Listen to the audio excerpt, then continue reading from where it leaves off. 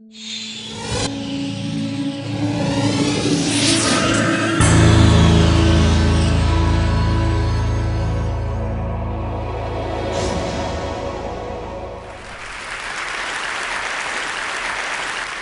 a garbage man.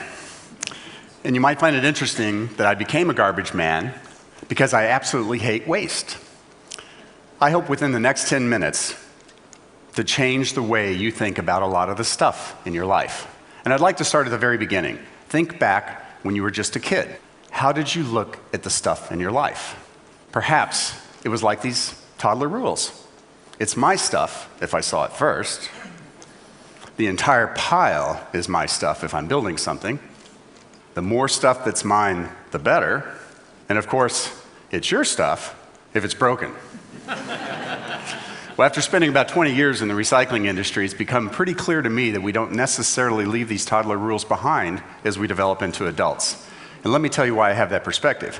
Because each and every day at our recycling plants around the world, we handle about 1 million pounds of people's discarded stuff. Now, 1 million pounds a day sounds like a lot of stuff, but it's a tiny drop of the durable goods that are disposed each and every year around the world, well less than 1%.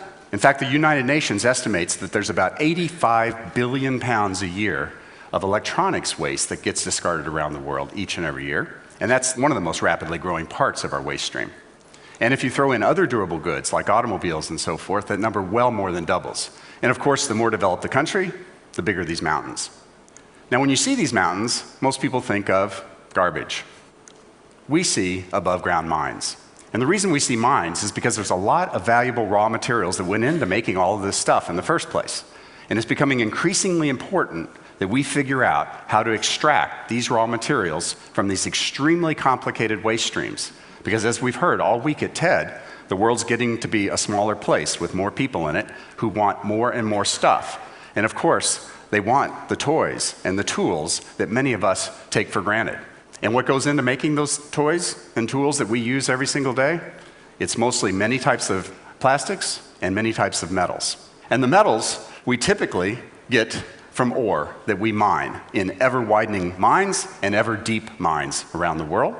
And the plastics we get from oil, which we go to more remote locations and drill ever deeper wells to extract. And these practices have significant economic and environmental implications that we're already starting to see today.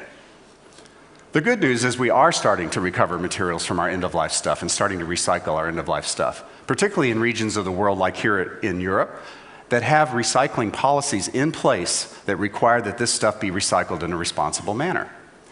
Most of what's extracted from our end-of-life stuff, if it makes it to a recycler, are the metals. To put that in perspective, and I'm using steel as a proxy here for metals because it's the most common metal, if your stuff makes it to a recycler, probably over 90% of the metals are going to be recovered and reused for another purpose. The plastics are a whole other story. Well less than 10% are recovered. In fact, it's more like 5%. Most of it's incinerated or landfilled. Now, most people think that's because plastics are a throwaway material, have very little value. But actually, plastics are several times more valuable than steel. And there's more plastics produced and consumed around the world on a volume basis every year than steel. So why is such a plentiful and valuable material not recovered at anywhere near the rate of a less valuable material?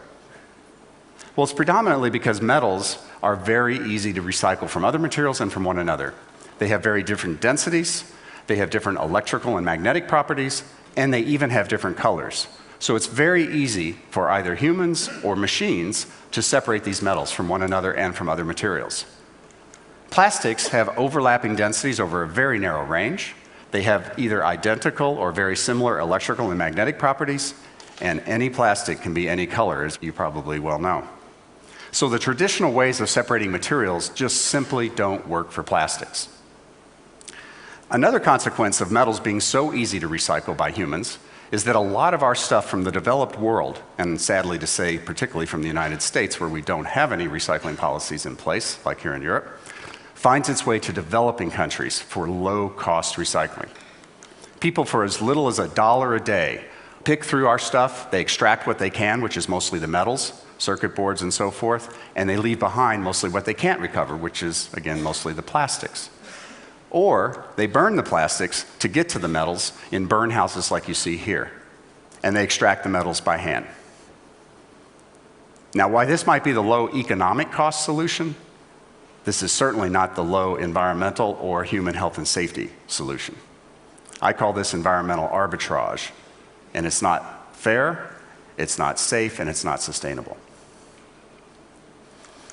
Now, because the plastics are so plentiful, and by the way, those other methods don't lead to the recovery of plastics, obviously, but people do try to recover the plastics. This is just one example. This is a photo I took standing on the rooftops of one of the largest slums in the world in Mumbai, India. They store their plastics on the roofs, they bring them below those roofs into small workshops like these, and people try very hard to separate the plastics by color, by shape, by feel, by any technique they can. And sometimes they'll resort to what's known as the burn and sniff technique, where they'll burn the plastic and smell the fumes to try to determine the type of plastic. None of these techniques result in any amount of recycling in any significant way. And by the way, please don't try this technique at home.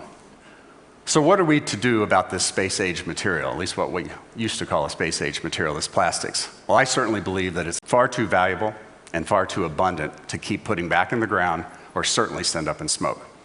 So about 20 years ago, I literally started in my garage tinkering around trying to figure out how to separate these very similar materials from each other, and eventually enlisted a lot of my friends in the mining world, actually, in the plastics world. And we started going around to mining laboratories around the world because, after all, we're doing above ground mining. And we eventually broke the code. This is the last frontier of recycling. It's the last major material to be recovered at any significant amount on the earth, and we finally figured out how to do it. And in the process, we started recreating how the plastics industry makes plastics. The traditional way to make plastics is with oil or petrochemicals. You break down the molecules, you recombine them in very specific ways to make all the wonderful plastics that we enjoy each and every day. We said there's got to be a more sustainable way to make plastics, and not just sustainable from an environmental standpoint, sustainable from an economic standpoint as well. Well, a good place to start is with waste.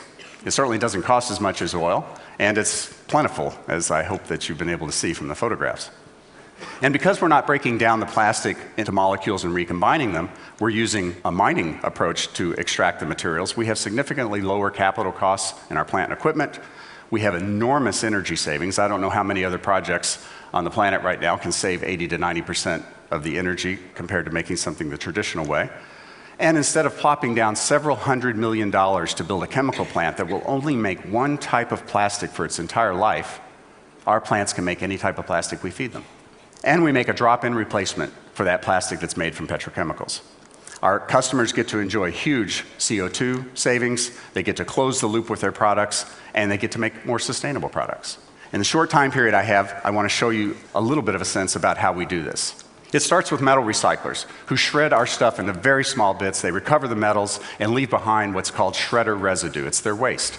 A very complex mixture of materials, but predominantly plastics. We take out the things that aren't plastics, such as the metals they miss, carpeting, foam, rubber, wood, glass, paper, you name it, even an occasional dead animal, unfortunately. And it goes in the first part of our process here, which is more like traditional recycling. We're sieving the material, we're using magnets, we're using air classification. It looks like a Willy Wonka factory at this point. At the end of this process, we have a mixed plastic composite, many different types of plastics and many different grades of plastics. This goes into the more sophisticated part of our process, and the really hard work, multi-step separation process begins. We grind the plastic down to about the size of your small fingernail. We use a very highly automated process to sort those plastics, not only by type, but by grade. And out the end of that part of the process come little flakes of plastic, one type, one grade. We then use optical sorting to color sort this material. We blend it in 50,000-pound blending silos. We push that material to extruders where we melt it, push it through small die holes, make spaghetti-like plastic strands, and we chop those strands into what are called pellets. And this becomes the currency of the plastics industry. This is the same material that you would get from oil.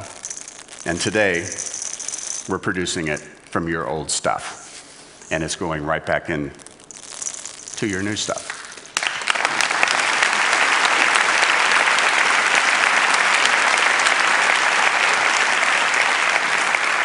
So now, instead of your stuff ending up on a hillside in a developing country, or literally going up in smoke, You can find your old stuff back on top of your desk in new products, in your office, or back at work in your home. And these are just a few examples of companies that are buying our plastic, replacing virgin plastic to make their new products. So, I hope I've changed the way you look at least some of the stuff in your life. We took our clues from Mother Nature. Mother Nature wastes very little, reuses practically everything. And I hope that you stop looking at yourself as a consumer. That's a label I've always hated my entire life. And think of yourself as just using resources in one form until they can be transformed to another form for another use later in time. And finally, I hope you agree with me to change that last toddler rule just a little bit to, if it's broken, it's my stuff. Thank you for your time.